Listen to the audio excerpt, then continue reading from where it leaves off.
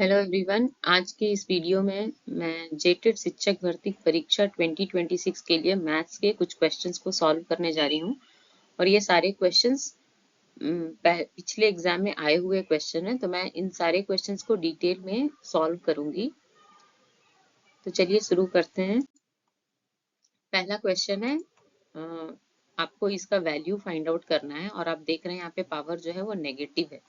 तो negative power हम exponent chapter में आता है। तो नेगेटिव पावर का मतलब होता है कि अगर किसी भी नंबर, मान लेते हैं नंबर को मैंने a माना, इस पे अगर नेगेटिव पावर है तो इसका वैल्यू होगा 1/a, उसका रेसिप्रोकल होगा। उसी तरह अगर a टू द पावर -2 है, जैसे आप नेगेटिव पावर देखें आपको a का रेसिप्रोकल लिखना है, तो 1/a, और जो नेगेटिव पावर है वो फिर पॉजिटिव हो जाएगा। तो ये नेगेटिव पावर का कॉन्सेप्ट है। अब चलिए इसको सॉल्व करते हैं। तो लिखा है 2 - 3 times 2 - 3, 2 - 3 is -1 whole to the power negative power -1, और ये सारे पे भी एक नेगेटिव पावर है। तो यहाँ से हम इसको सॉल्व करते हैं। 2 - 3, -1 का जो नेगेटिव पावर, -1 का नेगेटिव पावर, पहले तो -1 का रेसिप्रोकल लिखेंगे, वो 1/-1 होगा, और नेगेटिव पावर पॉजिटिव हो जाएगा क्योंकि मैंने इसका रेसिप्रोकल लिखा है। इसको हम फर्दर लिख सकते हैं -1 टू दी पावर 1, और -1 टू दी पावर 1 -1 ही होगा। उसके बाद 2 माइनस और माइनस प्लस, 2 + 3, इस पे फिर से नेगेटिव पावर, तो यहाँ से आएगा 5 के ऊपर नेगेटिव पावर, अभी नेगेटिव पावर है, फिर से हम उसका रेसिप्रोकल लिखेंगे 1/5, और ये पावर जो है वो फिर पॉजिटिव 1 होगा, तो इसका आंसर जो है वो 1/5 होगा। तो ऑप्शन सी। तो आशा करती हूँ कि आप लोगों को समझ में आ रहा होगा, क्योंकि मैं हर एक स्टेप को डिटेल में एक्सप्लेन कर रही हूँ। दूसरा question, which of the following statement is not true, मतलब कि ये जो स्टेटमेंट दिया है इसमें से कौन सा स्टेटमेंट सही नहीं है। ठीक है, मैंने यहाँ पे क्वेश्चन को मैक्सिमम क्वेश्चन को मैंने इंग्लिश और हिंदी दोनों में डाला है ताकि समझने में आसानी हो। तो इसमें हमको फाइंड आउट करना है, जो 4 स्टेटमेंट दिए हैं उसमें से कौन सा स्टेटमेंट ट्रू नहीं है। तो रूट ऑफ 64 8, ये तो करेक्ट है क्योंकि 8 स्क्वायर जो है वो 64 देता है, तो रूट ऑफ 64 तो 8 होगा। रूट ऑफ 0.4 0.2, ये रॉन्ग है। रूट ऑफ 0.4 0.2 नहीं होगा। अब ये कैसे नहीं होगा? 0.4 को हम लिख सकते हैं 4/10। ठीक है, उसको मैंने फ्रैक्शन में कन्वर्ट किया। फिर लिखेंगे √4/√10। √4 तो 2 होता है, बट √10 हम वैल्यू हम इसका यहाँ से तो नहीं फाइंड आउट कर पाएंगे, इसके लिए हमको प्रॉपर स्क्वायर रूट निकालना होगा। तो ये जो 0.2 दिया ये रॉन्ग है। 0 is a rational number, correct है। 243 is not a perfect cube, तो 243 जो है वो परफेक्ट क्यूब नहीं है। ठीक है, ये नहीं है, 243 परफेक्ट क्यूब नहीं है। तो ये भी सही स्टेटमेंट है, सी भी सही है, ए भी सही है। तो जो स्टेटमेंट सही नहीं है वो है ऑप्शन बी। तो आंसर होगा B option. Question number 3, the value of the expression this is, इस एक्सप्रेशन का हमको वैल्यू निकालना है। ये क्वेश्चन एक्सपोनेंट के चैप्टर का है। तो इसमें हमें क्या करना है, बेस तो सेम है, 2 है, न्यूमरेटर में भी डिनोमिनेटर में भी। तो जो स्मॉलेस्ट पावर होता है वो हम कॉमन लेंगे न्यूमरेटर में। तो 310 और 301 में 301 स्मॉलेस्ट पावर है, तो 2 टू दी पावर 301 हम कॉमन लिए। तो बचा क्या, 310 में 301 हम ले लिए कॉमन, तो 2 टू दी पावर 9 बचा। ठीक है, आप देख सकते हैं 301 + 9 310 है, और 2 माइनस यहाँ पे 1 बचा, क्योंकि 2 टू द पावर 301 हम पूरा कॉमन लिए हैं। तो इसको हम लिख सकते हैं ना 2 टू द पावर 301 × 1। तो अगर हम ये कॉमन ले लिए तो 1 बचा, divided by 2 to the power 300। ठीक है, अब अगर ऑप्शन देखें 2 टू द पावर 9 - 1 आपको सी ऑप्शन में दिख रहा है यहाँ पे, लेकिन इसके साथ 2 भी है, तो 2 हम कहाँ से लेंगे? अभी हम डिवीजन लॉ यूज करेंगे। एक्सपोनेंट में आपने लॉ पढ़ा होगा, a to the power m by a to the power n। जब बेस सेम है और पावर डिफरेंट है और ये डिवीजन है, तो हम पावर को सब्ट्रैक्ट करते हैं। ठीक है, तो उसी तरह यहाँ भी 2 to the power 301 by 2 to the power 301, 300, यहाँ पे हम पावर को सब्ट्रैक्ट करेंगे तो 301 माइनस 300 और 2 to the power 9 minus 1 as it is हम लिखेंगे। तो यहाँ से 301 माइनस 300 तो 2 होगा। तो ये हमारा आंसर आ गया और आप चेक करें तो जो सी वाला ऑप्शन है ये इसका करेक्ट आंसर है। ठीक है, अब चलिए क्वेश्चन नंबर 4 करते हैं। One of the factors of x square minus z square plus y square minus 2xy is, factor मतलब क्या, आपको गुणनखंड निकालना है। ठीक है, तो आप इस क्वेश्चन में थोड़ा सा ध्यान से देखें। यहाँ पे 2xy दिया है, ठीक है, और एक्स स्क्वायर भी है, वाई स्क्वायर भी है। तो हम इसको अगर ग्रुप कर दें, x square minus 2xy plus y square, तो ये हमारा एक आइडेंटिटी है, x minus y whole square, है ना। और फिर जो बचा है माइनस जी स्क्वायर, उसको हम एंड में लिख लेंगे। तो ये जो है ये हमारा आइडेंटिटी है, इसको हम लिखेंगे x minus y whole square minus z square. अब ये फिर से एक आइडेंटिटी बन गया, a square minus b square form. और यहाँ पे ए क्या है हमारा, ए है एक्स माइनस वाई और बी और z हमारा b है। तो ये आइडेंटिटी क्या है, ए स्क्वायर माइनस बी स्क्वायर, ए प्लस बी, ए माइनस बी।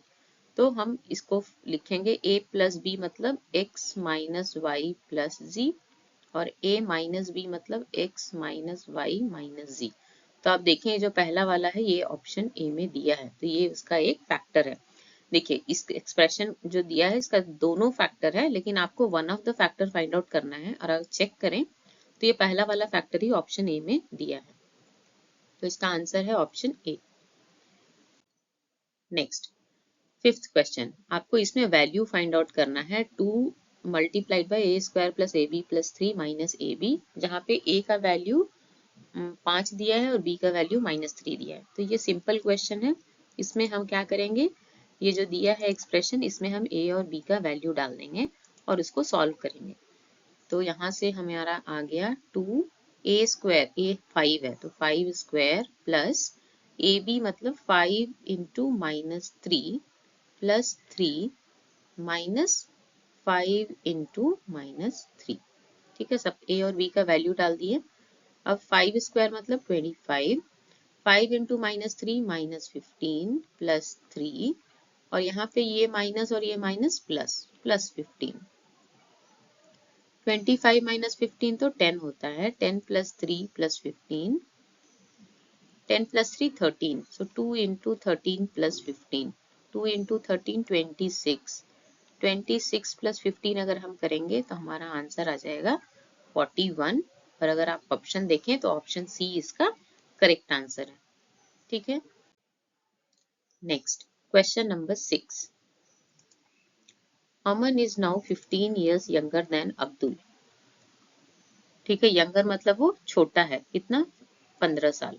आफ्टर 6 years, 6 साल के बाद, Abdul will be twice as old as Aman will be then.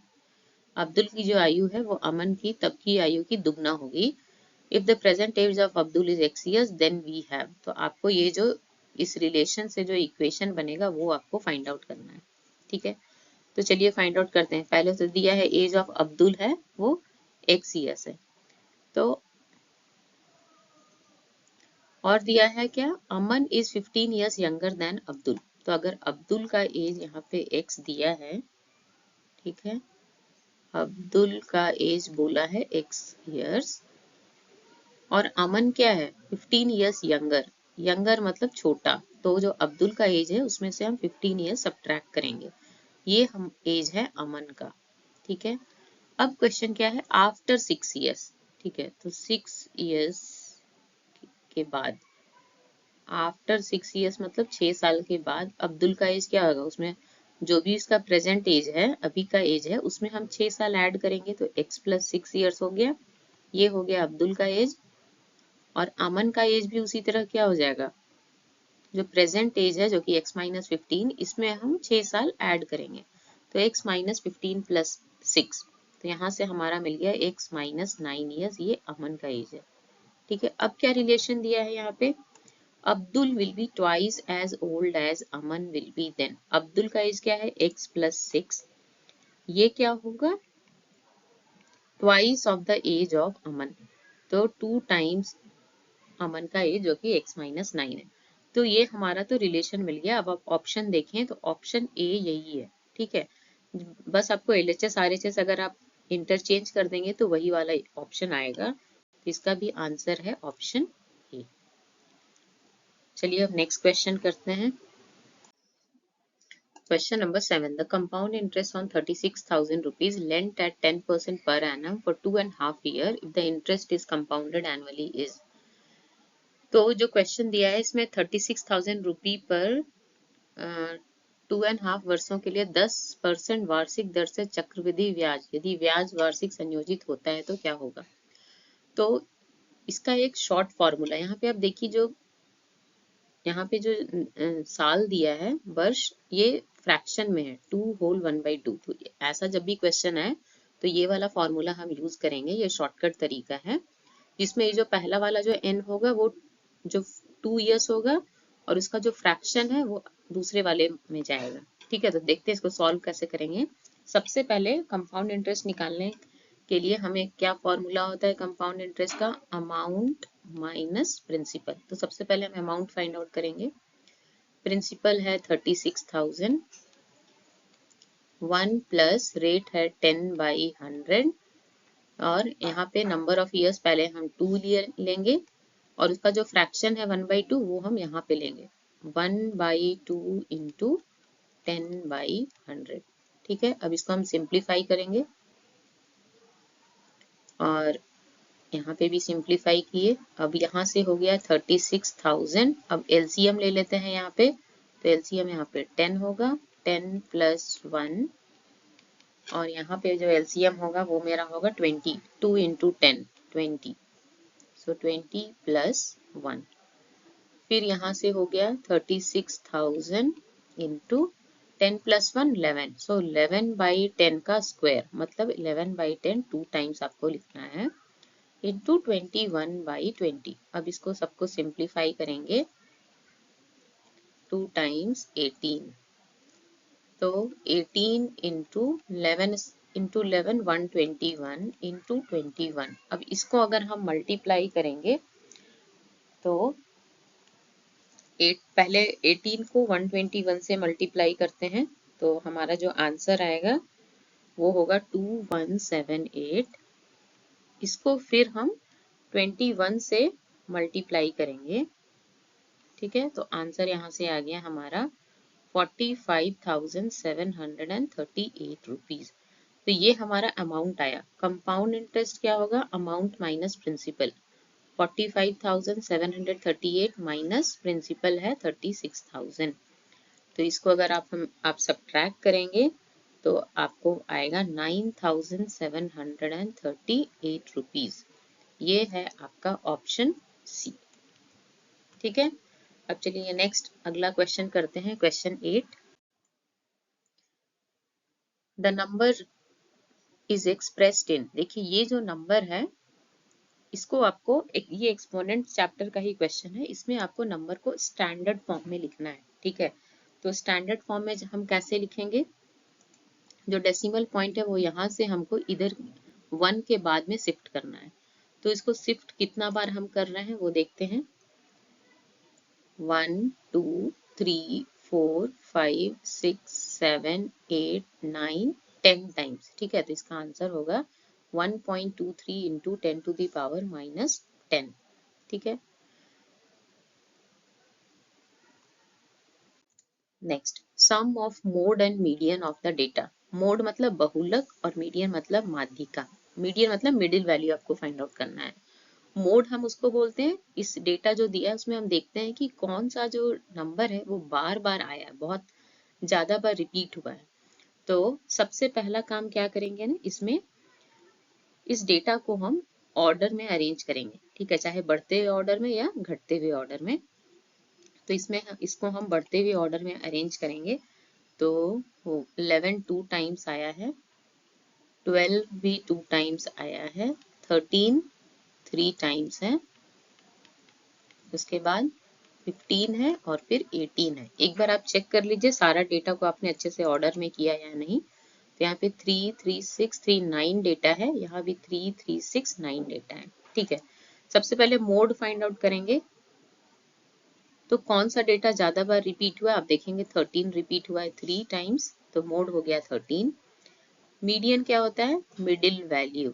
ठीक है, तो टोटल इसमें कितने नंबर हैं, 9। तो मिडिल वैल्यू का फॉर्मूला होता है अगर n अगर ऑड है, 9 तो ऑड नंबर हुआ ना, तो मीडियन होगा n+1 बाई 2th टर्म। ठीक है, n है 9, 9 + 1 by 2th term, 9 + 1 10, 10 by 2 5th term. अब देखिए 5th टर्म में जो भी आंकड़ा दिया है वही इसका आंसर होगा। तो first, second, third, fourth, fifth, तो फिफ्थ टर्म हमारा 13 है। हमें क्या फाइंड आउट करना है, मोड और मीडियन का सम। तो सम हो गया 13 + 13, आंसर होगा 26। तो बी ऑप्शन इसका करेक्ट आंसर है।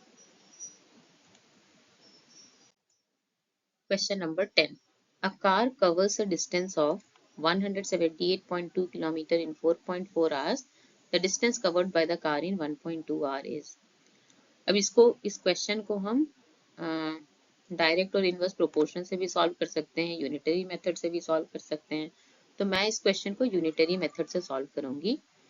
तो 4.4 आवर्स में जो कार है वो कितना दूरी तय कर रहा है, 178.2 किलोमीटर। तो यूनिटरी मेथड में क्या हम पहले 1 का वैल्यू फाइंड आउट करेंगे। तो 1 आवर में कितना कन्वर्ट करेगा, कितना दूरी तय करेगा, ये होगा 178.2 डिवाइडेड बाई 4.4। ठीक है, बहुतों को ये दिक्कत होता है जानने में कि उसको डिवाइड करना है कि मल्टीप्लाई करना है। तो एक सिंपल ट्रिक आप याद रखिए, 4.41 कैसे होगा, जब हम 4.4 को 4.4 से डिवाइड करेंगे तभी होगा, राइट। जब इसको अगर हम 4.4 से डिवाइड करेंगे तब ये हमारा 1 होगा। तो जो भी डिवीजन आप यहाँ कर रहे हैं वही आपको दूसरे तरफ भी करना है। ठीक है, इससे आपको इजीली आपको पता चलेगा कि मल्टीप्लाई करना है या डिवाइड करना है। फिर आपको निकालना 1.2 आवर में कितना दूरी तय करेगा। तो 1.2 आवर में 178.2 डिवाइडेड बाई 4.4 इंटू 1.2। अब हम यहाँ पे मल्टीप्लाई क्यों किए, फिर से सोचिए, 1 को 1.2 करने के लिए क्या करेंगे, इसमें मल्टीप्लाई करेंगे 1.2। तो इसमें भी हम 1.2 से मल्टीप्लाई करेंगे। अब हम डेसिमल पॉइंट कैसे हटाएं, यहाँ भी 10 से मल्टीप्लाई कर देते हैं, यहाँ भी 10 से मल्टीप्लाई। तो ये आ गया हमारा 178.2 इंटू 12 डिवाइडेड बाई 44। अब इसको हम सिंप्लीफाई करेंगे तो 2 के टेबल से करेंगे 22, 2 टाइम्स 6, फिर 11 टाइम्स 2 और 11 टाइम्स 16.2, उसके बाद 2 टाइम्स 3, तो हमारा आ गया यहाँ पे 16.2 इंटू 3। आंसर होगा 2 3 जा 6, 6 3 जा 18, 48.6 किलोमीटर। अगर आप ऑप्शन देखें तो ऑप्शन सी इसका करेक्ट आंसर है। ठीक है, तो मैंने अभी 10 क्वेश्चंस डिस्कस किए हैं और आप देख रहे होंगे मैंने बहुत डिटेल में हर एक क्वेश्चन को सॉल्व किया है। तो आपको मेरा वीडियो अगर अच्छा लग रहा है तो अपने फ्रेंड्स के साथ शेयर करें, मेरे वीडियोस को लाइक करें और मेरे चैनल को भी जरूर से जरूर सब्सक्राइब करें।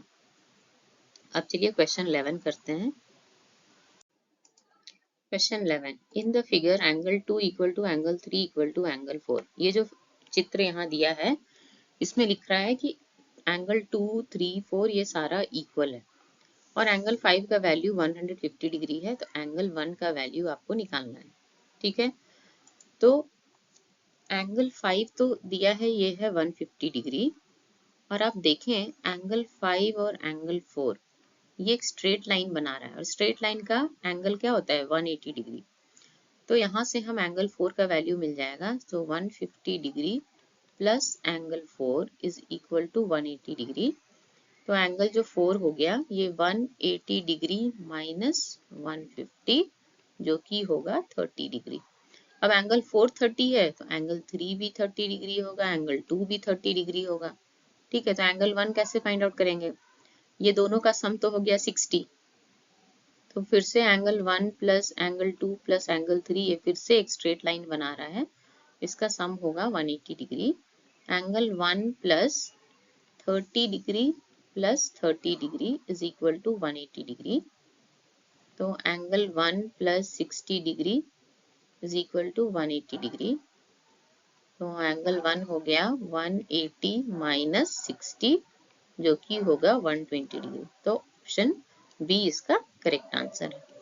ठीक है, नेक्स्ट, दो संख्याओं a और b का अभाज्य गुणनखंडन दिया हुआ है, मतलब प्राइम फैक्टराइजेशन दिया है, आपको उसका एलसीएम लघुत्तम समापवर्ती निकालना है। ठीक है, तो जब भी एलसीएम निकालना है, सबसे पहले तो जो फैक्टराइजेशन दिया उसको पावर के फॉर्म में लिखेंगे। तो यहाँ पे 2 जो है वो 4 टाइम्स आया है, 2 to the power 4 into 3 into 5, और b का है 2 square into 3 square into 5 square. अब एलसीएम निकालने के लिए क्या करेंगे, सबसे पहले ये दोनों नंबर में जो भी प्राइम फैक्टर यूज हुआ है वो सबको आप लिख लीजिए। तो प्राइम फैक्टर जो भी यूज हुआ है दोनों नंबर में वो है 2, 3 और 5, सो उसको लिखेंगे 2 इंटू 3 इंटू 5।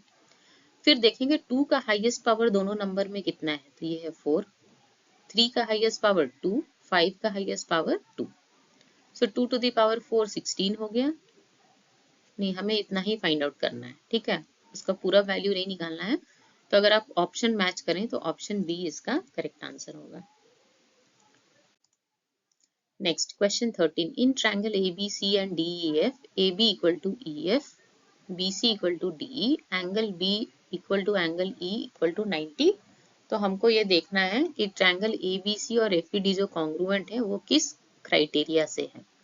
तो हम जानते हैं, ऑलरेडी पढ़े हैं कि मेनली जो 4 क्राइटेरिया होता है, SSS साइड साइड साइड, और साइड एंगल साइड एंगल, और RHS right angle hypotenuse and side, ये चारों क्राइटेरिया में कौन सा मैच होगा। तो सबसे पहले मैं एक फिगर बना लेती हूँ।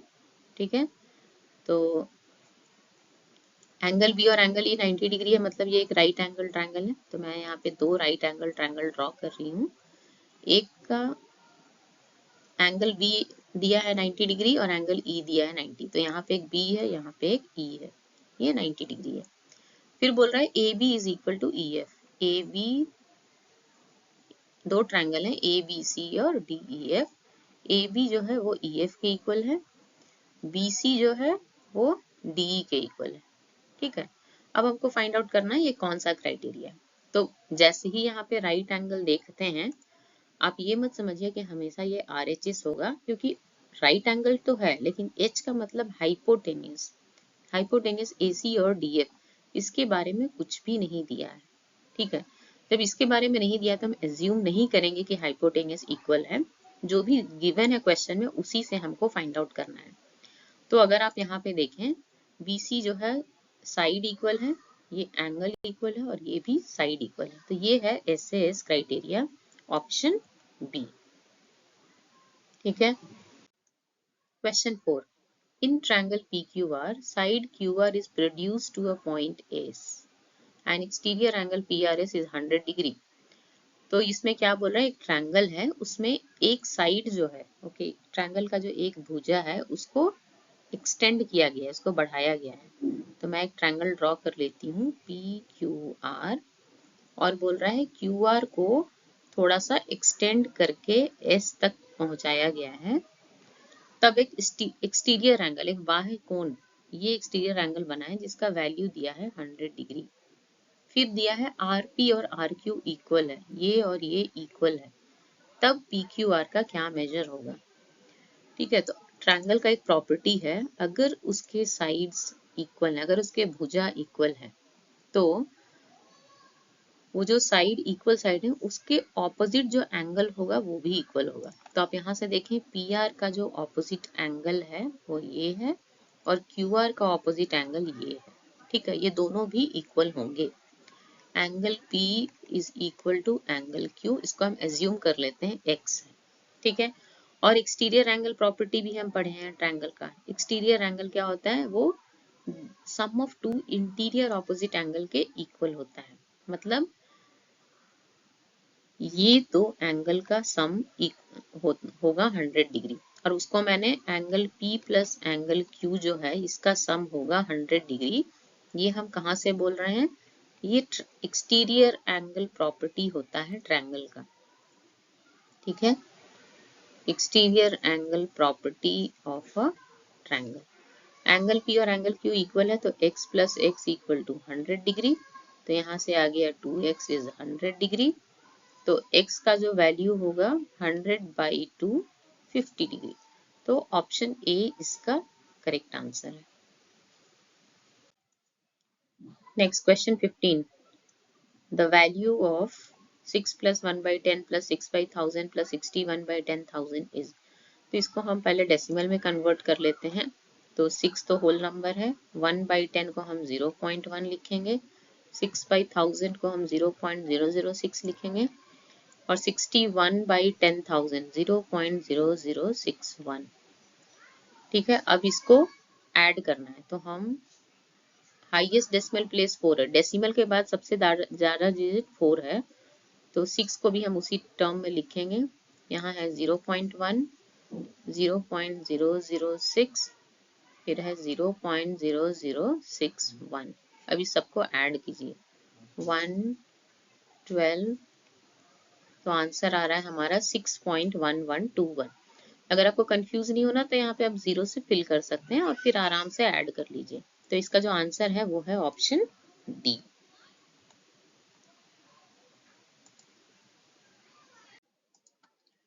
A polygon has a perimeter of 16 centimeter and an area 16 centimeter square. The shape of the polygon is एक बहुभुज का परिमाप 16 सेंटीमीटर और क्षेत्रफल 16 सेंटीमीटर स्क्वायर है, तो बहुभुज का आकार क्या होगा।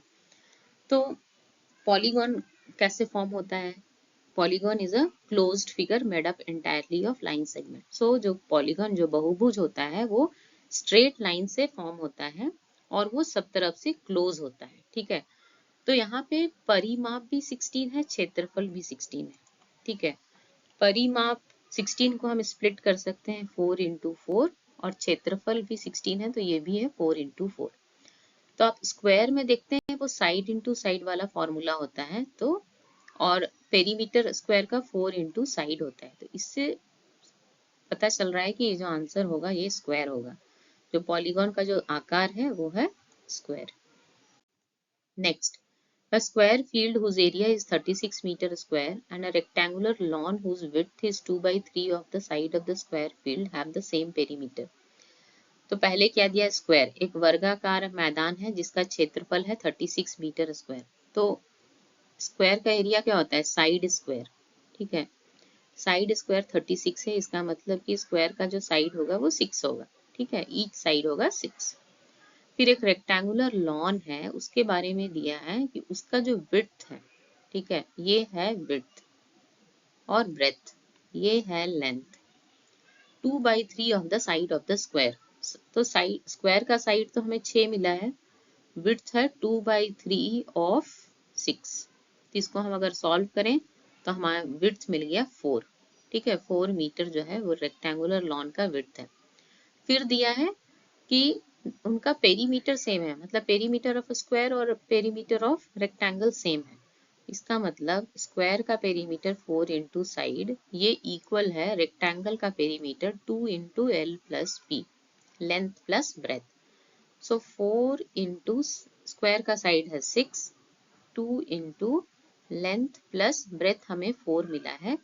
अगर हम यहाँ से सॉल्व करें 4 6 24, और ये 2 को हम ट्रांसफर करेंगे LHS में तो डिवीजन हो जाएगा। तो यहाँ से हमें क्या मिल रहा है, लेंथ प्लस 4 है 12, तो लेंथ हो जाएगा 12 माइनस 4 जो कि 8 मीटर। ठीक है, तो हमें लेंथ तो पता चल गया 8 मीटर है। अब हमें क्या निकालना है, area of the lawn. Area of the lawn होगा length into breadth, 8 into 4, 32 metre square. तो आंसर होगा ऑप्शन बी। ठीक है, next question 18, Circumference of the base of a right circular cylinder is 44 centimetre. तो क्या बोल रहा है, ये सिलेंडर है, राइट सर्कुलर सिलेंडर है, इसका जो बेस है, बेस इज अ सर्कल, उसका सरकमफरेंस क्या होता है सर्कल का, 2 पाई आर, ये दिया है 44, और क्या दिया है, हाइट दिया है 15 सेंटीमीटर। हमें सिलेंडर का वॉल्यूम निकालना, आयतन निकालना है। तो वॉल्यूम क्या होता है सिलेंडर का, पाई आर स्क्वायर एच। ठीक है, हाइट तो पता है, रेडियस नहीं पता है, रेडियस फाइंड आउट कर लेते हैं। तो यहाँ से 2 इंटू पाई का value 22/7 into r equal to 44। 44 into r, और 7 को हम डिवीजन से RHS में ट्रांसपोज करेंगे तो मल्टीप्लीकेशन हो जाएगा। तो रेडियस हो गया 44 इंटू 7/44। ठीक है, 44 कैंसल, रेडियस आ गया हमारा 7। अब हम यहाँ पे वॉल्यूम निकालेंगे, 22/7 इंटू रेडियस स्क्वायर, मतलब 7 इंटू 7 इंटू 15। ठीक है, तो 22 इंटू 7 इंटू 15 105। अब इसको आपको मल्टीप्लाई करना है, 22 इंटू 105। तो इसको अगर आप मल्टीप्लाई करेंगे तो आंसर आ जाएगा 2310 सेंटीमीटर क्यूब। तो आंसर होगा option d. Next question number 19। The radii of two circles are 8 centimetre and 6 centimetre. So दो सर्कल है, ठीक है, एक का रेडियाई 6 है और एक का 8 है। The radius of the circle having the area equal to sum of the areas of these two given circle। तो क्या फाइंड आउट करना है, the radius of the circle having area equal to sum of the areas of these two given circle. तो मान लेते हैं ये radius इसका R1 है, इसका R2 है, और एक तीसरा सर्कल है जिसका रेडियस R3 है। और क्या बोल रहा है, इसका जो एरिया है ये इन दोनों के एरिया के सम के बराबर है। तो हम कैसे लिखेंगे, pi, area of a circle is pi r square, so pi R3 square जो कि ये बड़े वाले का है, that is equal to pi R1 square plus pi R2 square. फिर पाई अगर हम कॉमन ले लेते हैं, R1 square plus R2 square, तो ये पाई कैंसिल हो गया।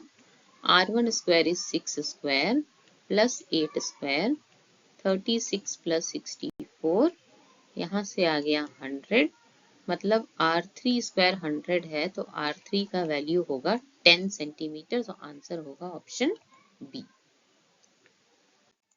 Now question number 20। A box with inside measurement 60 into 30 into 24, मतलब ये क्यूबॉइड है जिसका लेंथ, ब्रेथ और हाइट दिया है, is full of wooden cubes of the same size। ठीक है, ये एक बड़ा सा क्यूबॉइडल बॉक्स है, इसके अंदर ओके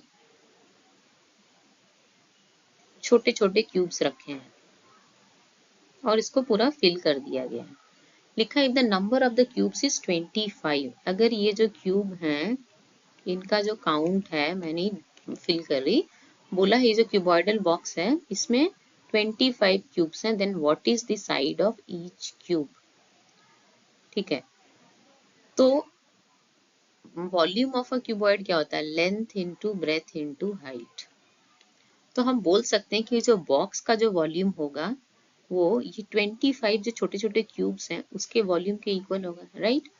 अगर हम इस छोटे वाले क्यूब का ईच साइड का मेजर अगर ए लेते हैं तो हर एक क्यूब का वॉल्यूम होगा ए क्यूब, और इसमें कितने क्यूब्स हैं, 25। तो ये जो वॉल्यूम का जो बॉक्स का जो वॉल्यूम होगा ये 25 क्यूब्स के वॉल्यूम के बराबर होगा। ठीक है, अब यहाँ से लेंथ, ब्रेथ और हाइट तो हमारा दिया है 60 इंटू 30 इंटू 24, और ये 25 को भी हम ट्रांसपोज करेंगे इस तरफ, तो मल्टीप्लीकेशन डिवीजन में हो जाएगा चेंज। अब इसको सिंप्लीफाई करते हैं, 5 5 जा 25, 5 6 जा 30, 5 टाइम्स 12, तो हमारा जो a क्यूब है ये हो गया 12 इंटू 6 इंटू 24। अब इसको हमको क्या करना है, a का वैल्यू हमें साइड फाइंड आउट करना है, तो उसके लिए हमें क्यूब रूट निकालना होगा। 12 इंटू 6 इंटू 24, तो हम इसको स्प्लिट करते हैं। देखिए आप मल्टीप्लाई मत कीजिएगा, नहीं तो नंबर बहुत बड़ा हो जाएगा। उसको स्प्लिट करेंगे, 6 इंटू 2, 12 को मैंने ऐसे लिख दिया 6 एज इट इज, 24 को हम लिखेंगे 6 इंटू 4। ठीक है, फिर यहाँ पे देख रहे हैं 3 ग्रुप ऑफ 6 है, तो क्यूब रूट में 1, तो एक 6 बाहर आ जाएगा और क्या बचा 2 into 4। 2 into 4 is 8, cube root of 8 होता है 2, तो 6 इंटू 2 12। 12 सेंटीमीटर जो होगा वो हर एक क्यूब का साइड होगा। Answer C. चलिए अब नेक्स्ट क्वेश्चन करते हैं। Question 21. Which of the following questions are open-ended question and can be used to enhance mathematical thinking?